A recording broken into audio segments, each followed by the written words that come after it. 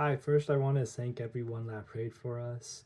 And this experience reminded me that being rejected from the world brings us closer to Jesus.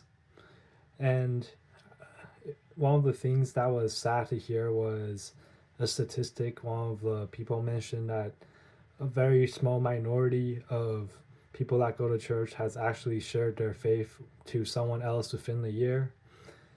And that's astoundingly sad because we don't live in a country where we're being hunted down for being Christians. Those countries exist today. So why are we not using our privilege of being relatively safe to take a risk for God? And I've also seen people that are in the world who are just doing their jobs by trying to say that we're soliciting, but it's something that a lot of people in this country die for, the freedom of speech.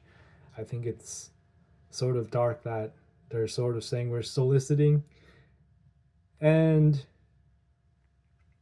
I also saw quite a few people that didn't seem to have a living faith. It seems like faith was just a part of their lives. They kept to themselves, not something they bring to work, not something they maybe even talk about in the dinner table. Like they just show up to church, and that's where they keep church, and that's where like they sort of keep Jesus at a distance. And it's really sad to see that. And one of the things that encouraged me were the Christian brothers sharing their testimonies. I remember hearing about how the Spirit put it in one of the teams to share the same scripture, even though they didn't communicate it beforehand. They just wanted to share the same scripture.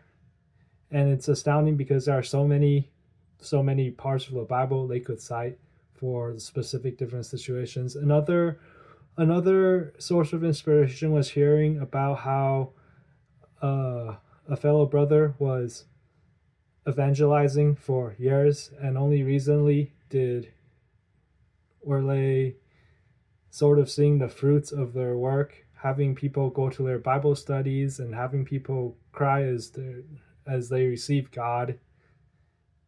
And it all happened because he persisted, and that was so inspiring. Thank you.